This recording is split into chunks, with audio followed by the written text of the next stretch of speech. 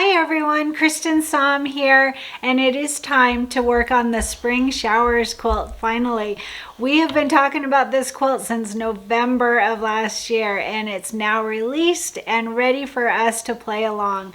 So the supplies that we need, real quick, so the Embroidery CD, it comes in the booklet. You need to have that to be able to get all the designs. And also the fabric kit, which is optional. You could use your own fabrics if you choose, but the fabric kit makes it easy. You don't have to spend all that time deciding what goes with what. So the fabric kit is great. And the thread kit.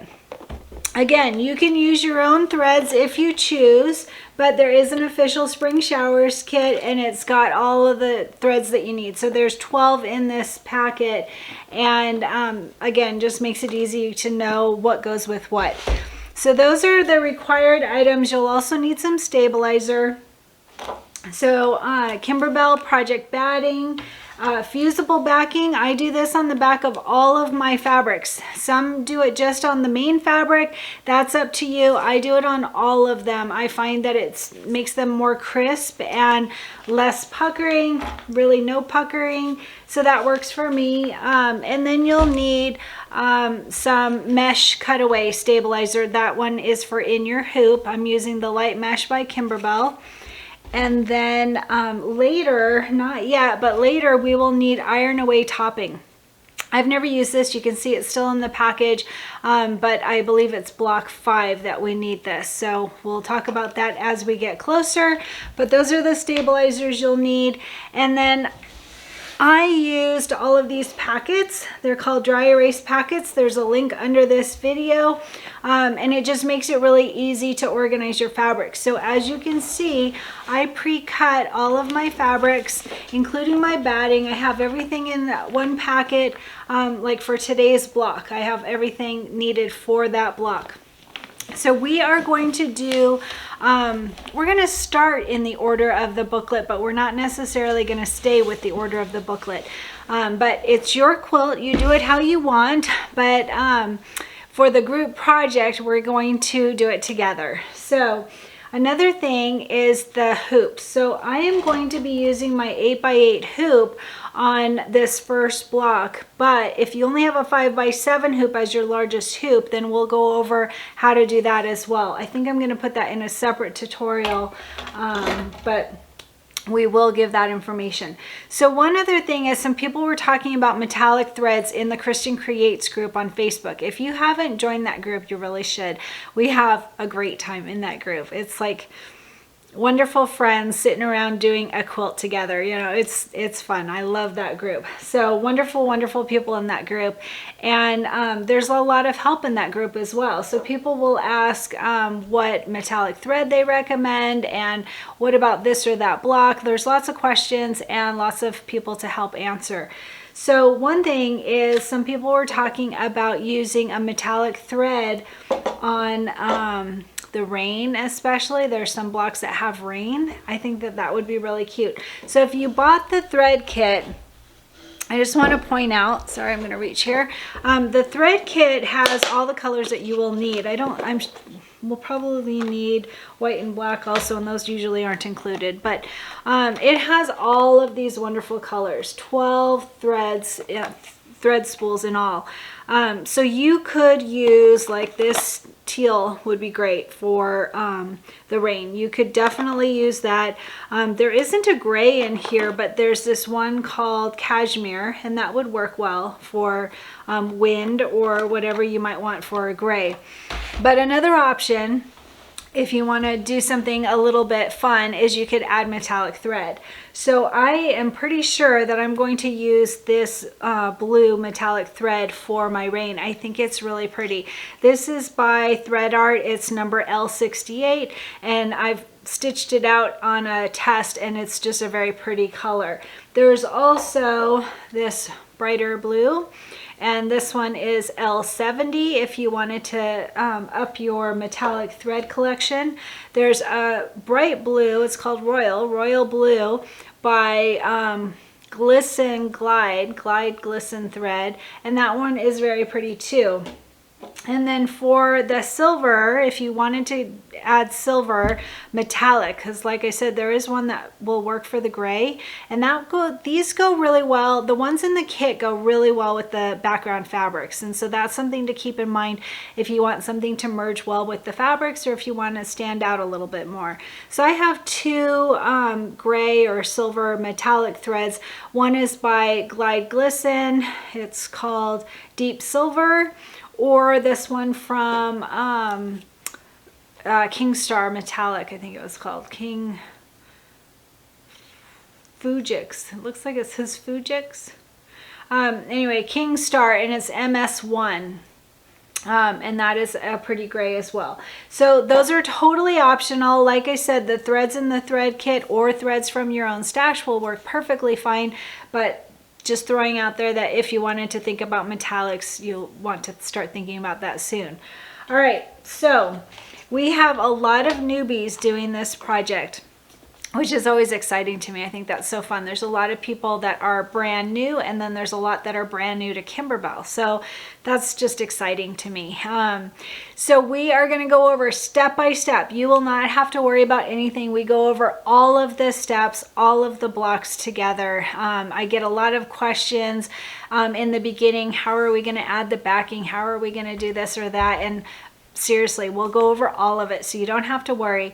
But I'll answer that one part since we do get that asked a lot. We will add the backing by stitching in the ditch. It is not added now. So when you, those of you that joined me for the table runner from the clear blue tiles, we did add backing and we quilted so that the quilting went on the backing. This is not how we're doing the quilt. We are doing the quilt as block by block quilting, and then we will add the backing by stitching in the ditch on the back.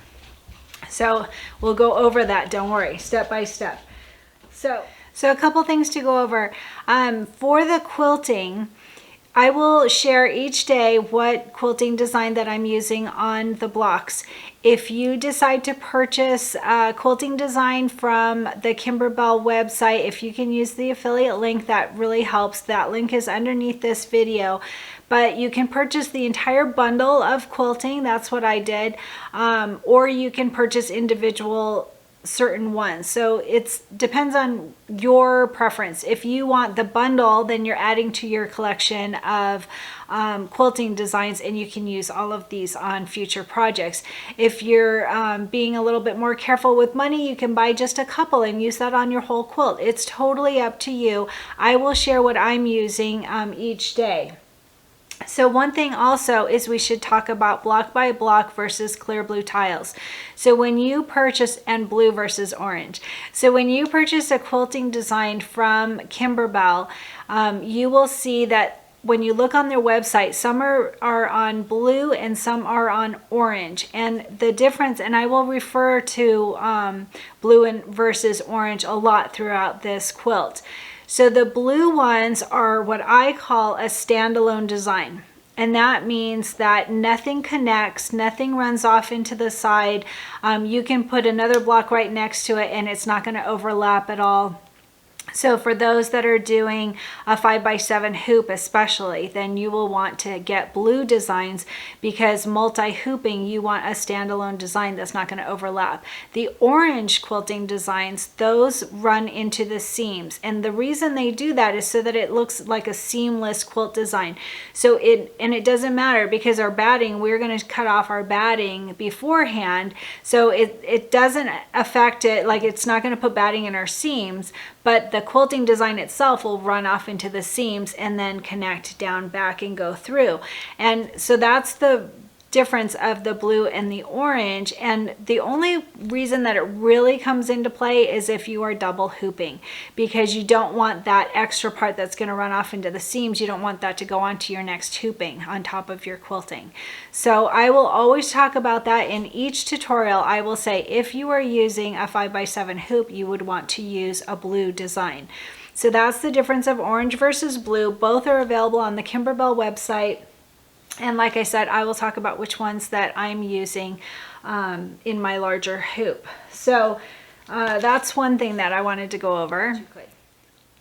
One other thing that I wanted to mention is, like I said, we generally use mesh cutaway in our hoop, and I haven't decided 100%. I might use tearaway in my hoop, and the reason is just because it's easier for you to see on the tutorial. So I do recommend mesh cutaway in your hoop because it's softer. And yes, this is a wall hanging. You're probably not going to use it as a regular quilt, but it also makes it a little bit thinner and easier at the last step when we do the stitch in the ditch. So I do recommend mesh cutaway. I may use tearaway in the tutorials just because it's easier for you to see on the tutorial. So I haven't decided that 100% yet, but that was one of the things that I wanted to mention to you. All right, I think I went over all the information. For those that are new, don't worry. I honestly go through it step by step, and you can ask questions, but don't worry. It's not scary. It's easy. It will be easy, and it will be fun because we're doing it together. So let's go ahead and go over the supplies that we need for today's block. So today we are doing umbrella 1. So I've got my little folder with my supplies, and I just pull that out. Keeps my craft room so nice and clean. I finished doing all of my cutting last night about 2 o'clock in the morning. I finished, and I felt so great about finishing, getting everything all ready. So a lot of people are not choosing to pre-cut, and that is totally okay. That is a personal choice. I actually used to never pre-cut because it's boring and it takes a long time. So you don't have to do that. Another thing is that people have trouble seeing the tiny little picture in the Kimberbell booklet that tells you what fabric. And so for those that have trouble seeing that, I'm going to go over each fabric on each tutorial, so you don't have to worry about that. All right, so let's go ahead and talk about today. So today we are using the light gray with white dots on it, and it's a nice big fabric. I did back it with fusible stabilizer. I highly recommend always backing your main fabric, at least your main fabric, with fusible stabilizer. As you can see, I just ironed that onto the back of my main fabric, and it wards off puckers and makes it nice and crisp. You can see it looks so nice. So I highly recommend that. I do it on all of my fabrics, but some people just do it on the main fabric or ones that are going to show through. It's up to you, but I do it on all of them.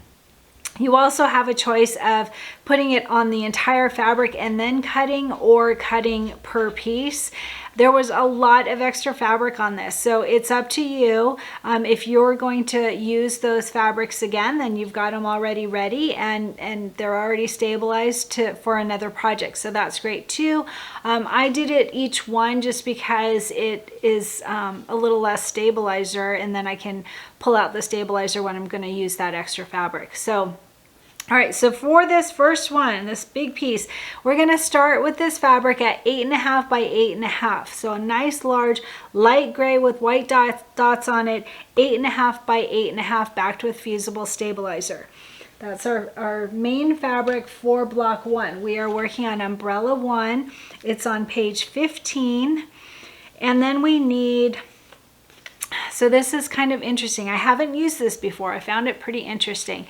So I'm going to share some pictures as we get through it, as we start working on it. But it is this light yellow mustard colored fabric. It's the silky solid in a mustard color. And that one is 6 by 4. You're going to cut this to 6 by 4. And I did back mine with fusible stabilizer.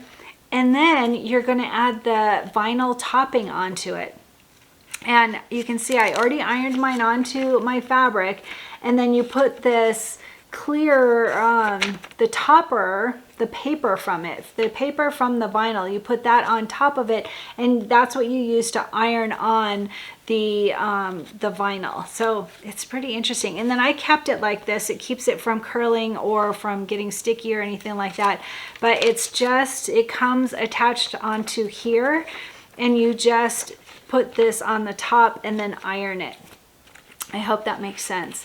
And like I said, we will go over this as we get to it, and I took additional pictures for you as well, but this is our fabric that we're going to use. It's the yellow silky solid, and it's really like a mustard color, a gold mustard color in 6 by 4, and then you are going to put that vinyl, the iron vinyl on the top of it and use this paper on top of that to iron it. And then, like I said, I stored it that way in my packet. All right, and then we have one more piece of fabric, and same thing, we used the iron-on vinyl on it. So it is the yellow with white dots. See the yellow with white dots fabric, and that we cut to 3 by 3.5, 3 by 3.5, and I did back it with fusible stabilizer, and then I added that vinyl, the iron vinyl, onto it.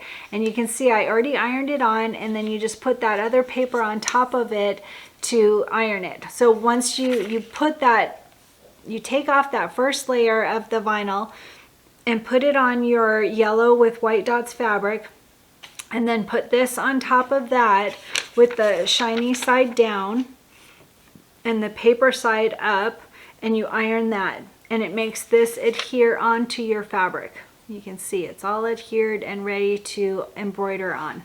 And I used it, I kept that paper to be able to show you, and also to be able to store it that way until I'm ready to use it. So that is fun. I've never used that before. I think it's pretty cool.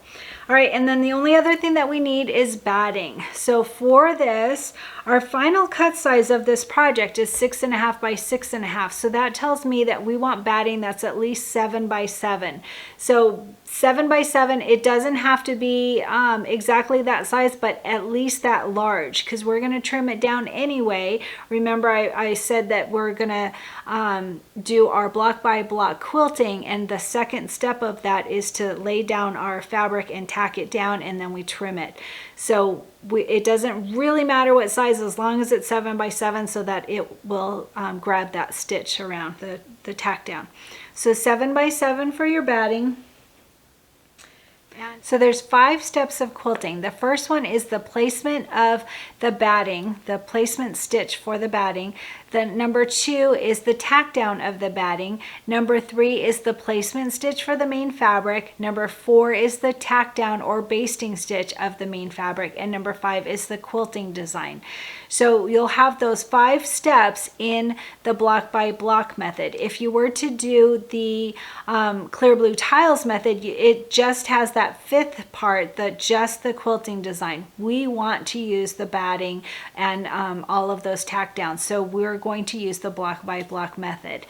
So for this block, for umbrella 1, we are going to do weather 3. It's called weather 3. That's what I'm going to do.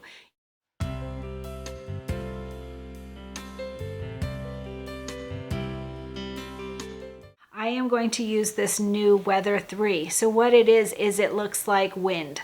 And there's on this quilt, on this embroidery design, it's got the umbrella and a few raindrops. So with that wind, it'll look really cool, especially here in Idaho where it's very windy. So I think that'll be fun. I may use, I haven't decided for sure.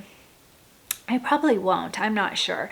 But you could use your gray metallic thread if you have one. I think I'll use that cashmere. I haven't decided that for sure. I might use a gray and then use the metallic for the rain, because then the rain will stand out a bit. I think that would be cute. Anyway, I'll know more as I get there. But for the weather 3 design, like I said, if you purchase a quilting design, please use our affiliate link, and that will give some credit to our sponsor. They're working very hard for us on this project, so it's always nice to support our sponsors. So the wind, weather 3, and you're going to use, so for the weather 3 design, if you have a 5 by 7 hoop, you can still use this weather 3. It is a blue design, so it will still be a standalone design. You would do a 4 by 6 design and a 2 by 6 design, and it will look just like it's all one quilting design. So that will work for both of us, whether you're using a larger hoop or a smaller hoop. So I think I went over everything. So let's go ahead and get started making our first block. I'm very excited. Hey everyone, so as I mentioned, you can combine the quilting design and the embroidery design in 3 different ways. So if you decide you're going to combine them on embroidery software, I am going to show you very quickly how easy that is to do. So I'm using Embellishment Essentials, and I have it here. So I open up Embellishment Essentials And it automatically opens to the last hoop that I used, which is a 9x9. So we will change that. And I am going to go here to where it says merge stitch file. And I'm going to look for my quilting design first. So spring showers, let's see. Spring Showers Quilting Bundle. So I bought the bundle. If you do purchase the bundle, I ask that you purchase it from the affiliate link that is underneath this video to support our sponsor. So I'm just going to click on the Weather 3, which is the quilting design that we're going to use first. And I'm doing the block by block. And then I click on Pez, which is what I use for my Brother machine. And then all of the different size options show up. So let's do another way. If you have a 5x7 hoop, then I'm going to go to File, New Page, and it's got my 8x8 hoop. So I'm going to leave it as my 8x8 just so that I can show what it will look like. So if you have a 5x7 hoop, this is going to give you a visual of what you're going to do. I will also show it on the machine. So again, merge stitch file. So I'm going to look for that quilting design again. And I have it here. And it was Weather 3 and embroidery files, block by block, Pez. All right, and then I'm going to look for a 4x6 design this time, because you can stitch a 4x6 in a 5x7 hoop. So that would be right here. All right, so I double click on that. All right, now you can see that it has all of the batting and placement and all that. You're actually going to bypass a couple of these steps, and we'll go over it when I stitch it out and show you all of the actual. So for this visual, I'm going to actually take these out just so that it's not confusing, so that you can just see, but I'll show you on the machine. But for now, I'm just clicking on it and then clicking the delete button on my keyboard, and I just have the quilting design. You're going to want that batting placement and tack down, so we will use it, but we will bypass the third and fourth steps. Probably, yeah, third and fourth. So for now, I just want to give you a visual. So this is the design. We're going to move it all the way over to the side, and like I said, I'm using Embrilliance Essentials, and this is just to be able to create a visual for you. So once I have my 4x6, so I would imagine that you're doing your 4x6 and your 5x7 hoop, and you've got that one done, and then you need another one to make it equal out to 6x6. So 4x6 and 2x6 will equal out what we need. So I'm going to go here to merge stitch file, and I'm going to pull up the 2x6 design.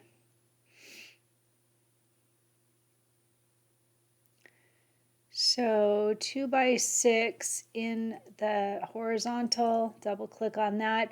And again, I'm going to go ahead and delete these steps. You're going to actually use them, but I'm just going to delete them so that the visual, this is just showing you what it's going to look like. And this will just show better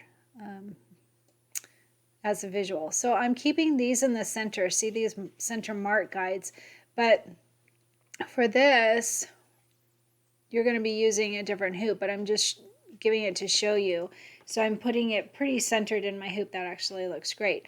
So this is what it would look like to do a 4x6 design and a 2x6 design. And you can see it just looks like weather or wind. It looks like wind all together, and nobody will know that you've got a smaller hoop. It doesn't matter, it looks great.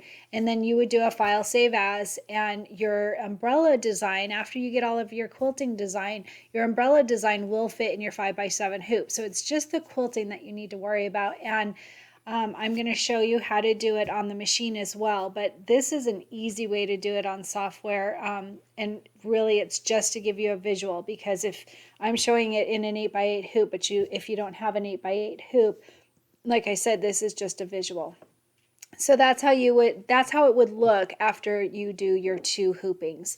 And again, I'll show you how to do that on the machine. So very quick, if you're using software with a bigger hoop, You can merge the quilting design and the embroidery design. If you're doing a 5x7 hoop, I will show you how to do it on the machine, but this gives you a visual of what it will look like when it's all done. Hey everyone, so for the people that are using a 5x7 hoop, I'm going to show you how to do that. I showed on using software, and now I'm going to show using your embroidery machine. So you'll need your 5x7 hoop. I'm using tearaway stabilizer. It's recommended to use mesh cutaway, but I am going to use tearaway just for the purpose of this tutorial so that you can see it easily. I'm also going to use a thread color that will stand out, and I'm also using felt. So this is just for the purposes of the test. You are going to cut your regular background fabric at 8.5 by 8.5. I cut my felt to 8.5 by 8.5.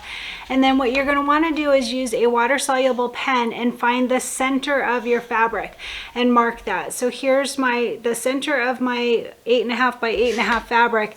And then you're going to measure 1 inch from that center mark, 1 inch over. So all I did is I put this 1 inch marker there, and then you can see I marked that 1 inch away from the center. So that will give us, because we're going to do 2 hoopings, we're going to have one side be 4 by 6 and the other side be 2 by 6, and that will give us our 6 by 6 quilting design. So find your center, mark it, and then mark 1 inch over from that center mark. So that's all we need to get started. Also, you need batting. So on your batting, we're going to do a 4 by 6 quilting design. So that means we want a piece of batting that's 5 by 7. And then for your 2 by 6 quilting design, you want a piece of batting that is 3 by 7. So get all of those supplies ready and meet me at the embroidery machine. And one other thing, like I mentioned, the Weather 3 design is a blue design, so that means that you can use it with double hooping. It is what I call a standalone design, meaning it's not going to go off into the next design. It will just fill the area that you need. So you can use that if you choose. You can use any quilting design that is 4 by 6 and 2 by 6, but you want one that is a blue design or a standalone design. It can be Kimberbell or other, but you don't want one that's going to go off into the seams or it will go over your double hooping. I hope that makes sense. All right, let's do this.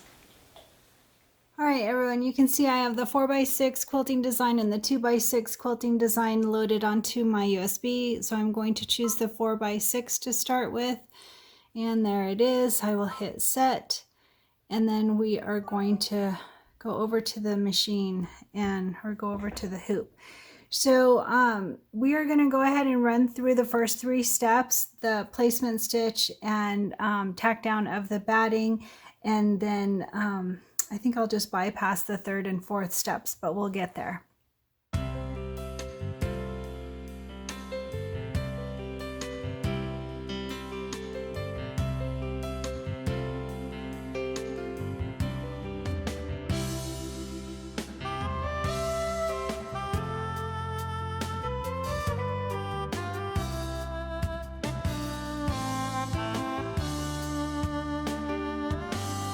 Okay, as you can see, we have done the placement stitch on our stabilizer, and then we laid down the batting and we have tacked down the batting. So that's the first 2 steps. The 3rd step is a placement stitch that goes around this, and it goes on our stabilizer. You can do it if you want to. We're not going to use it, so I'm going to go ahead and bypass it. That just is the easier thing.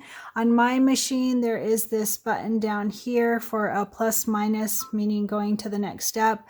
And then I go up to this button, sorry about the glare, and go down because I'm right now on the 3rd step. Let me see if I can move this up a little. So step 3, I'm going to move it down. Now I'm at step 4, which is the tack down of the main fabric, and we definitely don't want that because then it would be in the way of our next hooping. So we're going to bypass that as well, and then we go to our quilting design. You can see that that is step 5. That's the one that we want. So we are going to lay down our fabric. Let me go over that. Okay, don't forget that I am using felt. That's just a test. So remember, we have that center mark, and then we have one that is 1 inch over. So I'm going to fold it right on that mark and line up my fabrics and just do a finger press. If you want to iron it, that would be great. I'm just doing a quick version here. So you're going to take that and you're going to line it up against one side of your batting, either the left side or the right side. Well, if you do the right side, obviously you would turn it that way. But so I'm going to go ahead and do it to the left because I think you'll be able to see that the easiest. Make sure it's straight. All right. And then you are just going to line it right up with the edge of that batting, right on that edge. See, there's the batting right there. We're just going to line it right up on that edge and then open it up. All right, so now this is our embroidery field here. So we are going to go ahead and stitch this quilting design here, but we want to get the center. All right, I should also point out that if you were to put a little mark on the back side as well, so remember we've got our center mark and then the one that's a quarter or a 1 inch away from that, and then we folded it exactly along that line. If you were to fold it again and make a tiny little mark there, can you see that? That will help you to get it straight on the horizontal as well. So the vertical will be easy because we're going to just line it up with that batting like I mentioned. But to get it, you also want it horizontally centered. So see, I've got my little purple mark on the outside and it's right at that center notch on the hoop. See that little notch there? So if I then line that up and then bring it over to the line of the batting, the edge of the batting, sure it's straight.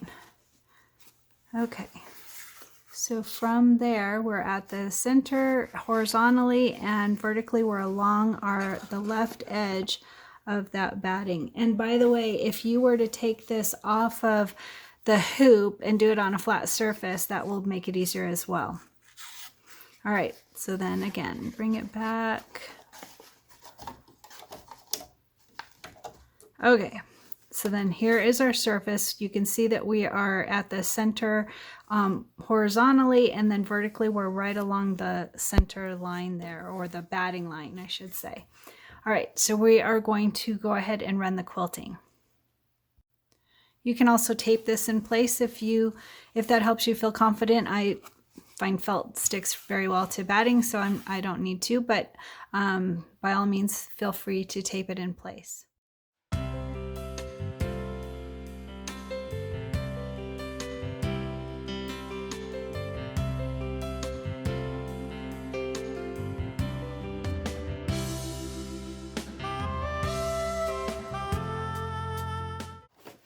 All right, so that is the first hooping.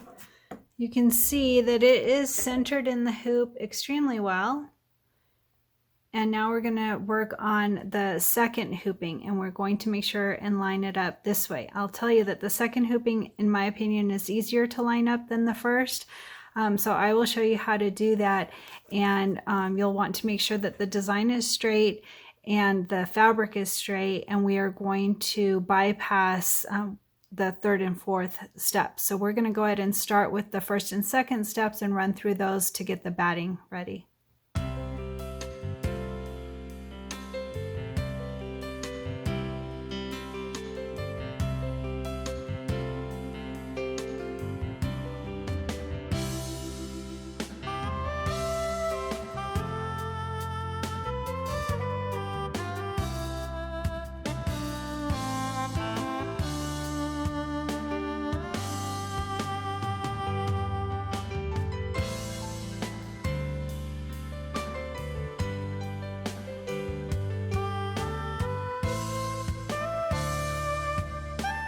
All right, so the next hooping is easy, or easier than the first one, I believe.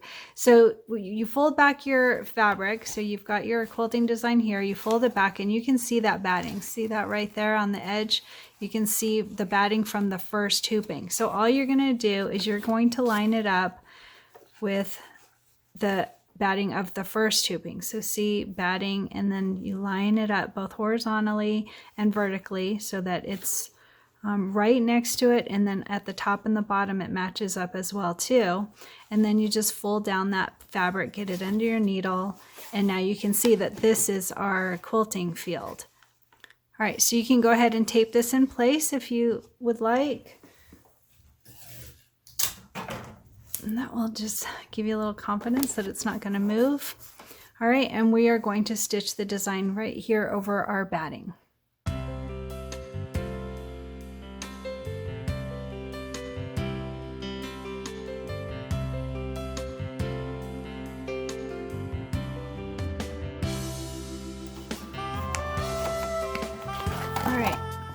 And you can see that the design just looks like wind. It doesn't look like two hoopings. It just looks like cool wind all over your main fabric.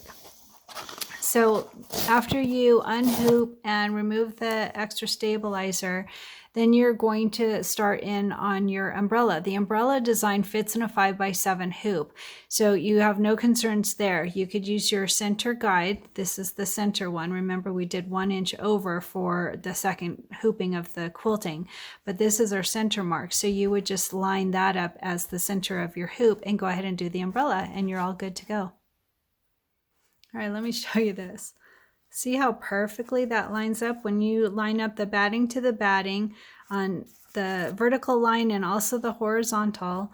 So it literally just looks like one hooping. It's all perfectly done. Looks great, front and back. All right, so pretend that I have stabilizer in here. I would just float it. So I've got my stabilizer on there. I would go ahead and put this center mark right where my needle is, put the needle down to make sure, and then from there I would tape in place to hold it and go ahead and run the umbrella design. Easy peasy. All right, there's one more very easy way to get a very precise quilting when you're double hooping, and that's using clear blue tiles. If you have clear blue tiles, it's going to be exactly precise all the time. Under this video I have a link to the binder clip and the smaller binder clips. I have these all separated by size so I can find them very easily. So again, you would use your 8.5 by 8.5 fabric, mark the center, and then from there it's so easy. You would just line up your 4x6 tile and your 2x6 tile. So again, you're going to want to find the center and then over an inch. So very simply, so here's our center mark. So I just put that center mark 1 inch over and then make another mark. Very easy. And it's easy to find the center by just folding the fabric and finger pressing.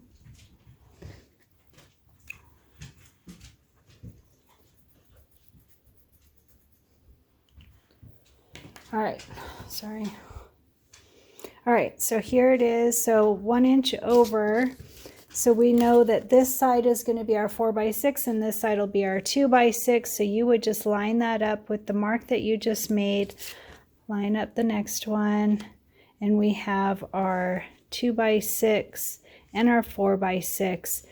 And what you do, if you've got your clear blue tiles, if you joined me for the table runner project, then you already know how to do this. You're a pro. But we would just line this up and mark all of these little markings here. My dogs are very antsy today for some reason. All right. You would do this on your main fabric. And then I recommend also doing the corners. Since you're double hooping, you're going to want to line the next one up. So here's that one. You can write in here 2x6 so that you remember which one goes where. And then your next one, you're going to line up also right along that center guide and the edges that you drew in. And again, mark those. So then when you bring this to your machine, you're going to line up your needle with that center guide. You're going to move it over until you have it lined up. Sorry, my pen's just about out of ink here, but you get the gist of it. And then you would write 4x6 in this one. And then you would bring it over to your machine, and you know that your needle is going to go here and here, and you'll have a 4x6 and a 2x6 quilting design. All right, so imagine I have stabilizer in here. I am going to float my main fabric over the top, and I'm just gonna find that center mark that I made. So it's this little dot here, and you can see the crosshairs, and you would just get your fabric over that center because we marked it using our CBTs and we know that it's exactly right. And then we would run our design from there. So that would be the 4x6. After we're all done with that one, then we would do the same thing on here. And just like we did when we didn't use the CBTs, we would bypass the third and the fourth step because it will run over our fabric here. You could actually even just use the quilting design, but I wouldn't recommend that because you're still going to want batting. But you know what another thing is you could add batting onto the back of this, like 1 inch bigger than your main fabric, and do it all at once. That would be super easy too. That's what we did on our table runner project. So 4x6 over here with that center mark. Here's the 2x6 center mark. So again, we would just line that up and we would go ahead and run. And like I said, you can just add the batting onto the back of the whole piece, and then you're not having to run all 5 of those steps. You could just do the last one. The CBT is just the last step, so that would be a really easy way to do this as well. So you have some options. If you're double hooping, it's very doable.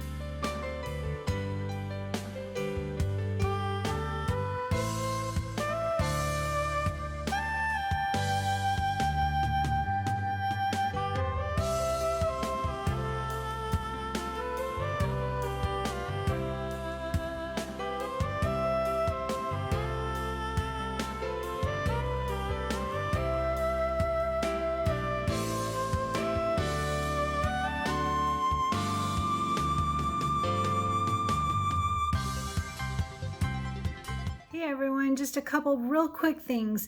So I mentioned this before. I have this USB cable that connects to my embroidery machine, and I mentioned it again just in case you haven't purchased one yet. There's a link under the video. I just received notification that a second person in our group had the drive on their machine go bad, and having a replaceable cable that's $7 or something like that versus a $200 drive in the machine. And the one that I heard from today, it was not repairable. So they're out the entire machine over that. I'm not sure why, maybe because it's older, but anyway, I prefer this one that is long enough that it can lay on a flat surface rather than sticking out from the drive. But whatever works for you, but get a USB cable for your machine. And the other thing is I am going to use metallic thread, and so I use this thread stand behind my machine, and then I thread it up through here, and it just works really well to give the thread enough space to straighten out and uncurl, and I slow my machine down and it works really great. If you do not use metallic thread for the rain, this Tidewater, if you got the thread kit, this Tidewater one will work really well for rain if you choose not to use a metallic thread. That's all. And if you haven't seen me mention it in my other videos, you are not supposed to use your automatic threader on machines when you're using metallic thread. I didn't know that until just a couple years ago when my automatic threader stopped working pretty soon after I got my new machine. So now I just use sharp tweezers and some good reading glasses, which I'm not wearing at the moment while I'm trying to do this while looking around a camera. Anyway, just a real quick note to let you know that you should always manually, oh come on, I need two hands, that you should always manually thread your machine when you're using metallic thread.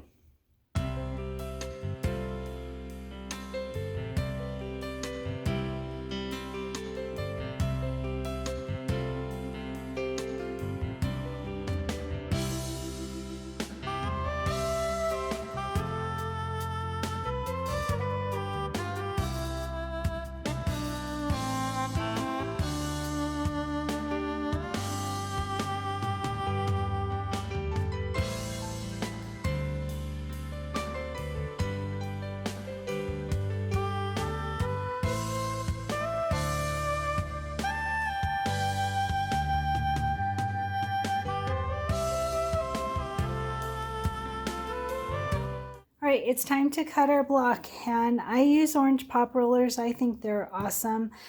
This is the 6x6 or 6.5 by 6.5. The final cut size is 6.5 by 6.5, but when you sew them all together, the seam allowance makes them 6x6. So as you can see, I put my blocks in upside down. I've done this from the start. It works really well for me. And the reason I do that is because then I can see my 1/4 inch seam allowance and center the block using that seam allowance. So that's important to me, and that works well to be able to see that when the block is upside down. So to do the pop rollers, it takes a little bit of practice. Some say I understood them right from the start. They've always worked really well for me. So personal choice, but all I do is I get my rotary cutter and put it right into this channel in here. And you always start from the left if you are right-handed, and down into that channel and push against the side of the hoop. So against the side of the ruler there. And do both sides.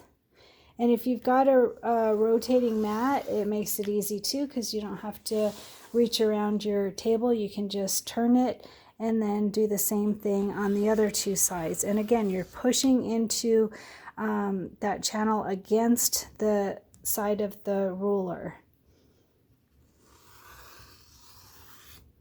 And I think that it works really well, really easily. Looks like it's time for a new blade. So I'll just fix that a little bit. And we have a completed block. Yay! So these are the orange pop rollers. There's a link under my video for the orange pop rollers. I also have this handy stand for them. They fit so perfectly in here. I love that. I got it on Amazon. I will add a link under the video, but we completed our first block. Not bad, right? I hope you guys enjoyed it. Like I said, I did use metallic thread for the rain. That is not necessary. There's a nice teal color of thread in the thread kit. And it's all done. This is what the back looks like with our 1/4 inch seam allowance all the way around. I did use tearaway, so you can see the tearaway on here. The rest of my blocks I will be using mesh cutaway. I did that just so that you could see on this first tutorial, but it's preferred to use mesh cutaway. So anyway, pretty cool. And look at that vinyl. I don't know if you can see it. There we go. Pretty cool, huh?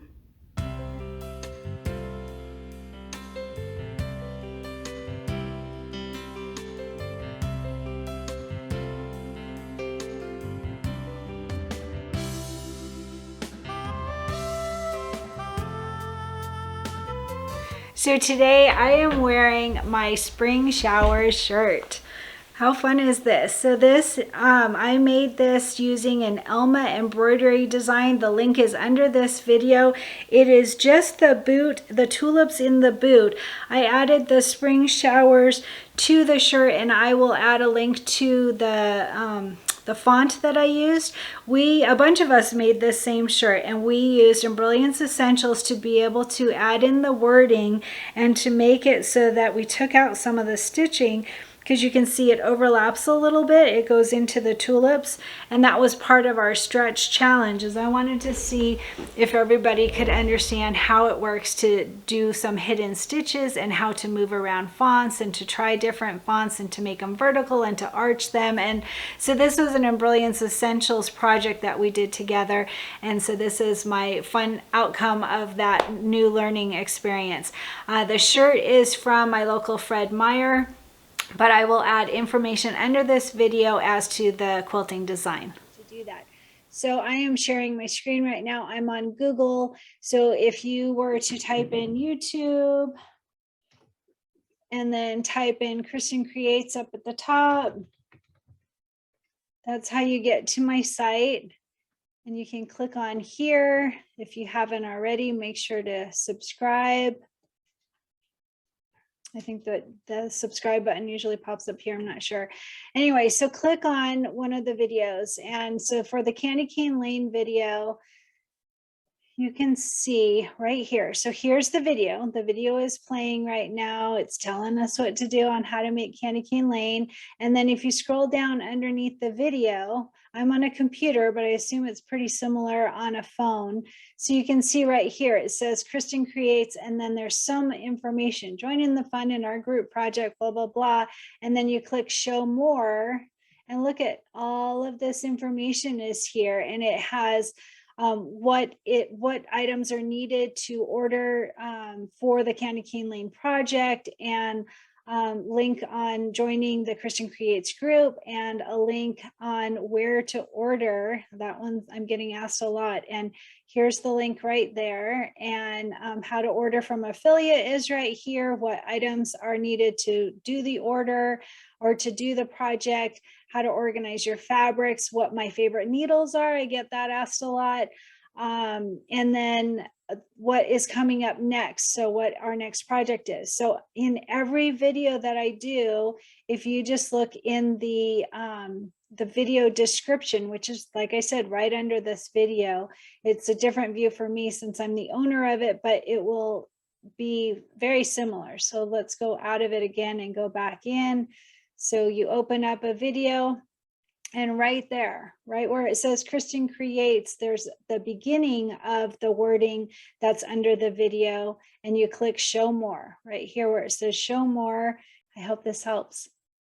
And if you're on a mobile phone, the video description is right under the video. Next to the title of the video, I've drawn a circle around the drop arrow. Click that, and all the links and information you're looking for is right at your fingertips. I hope this helps.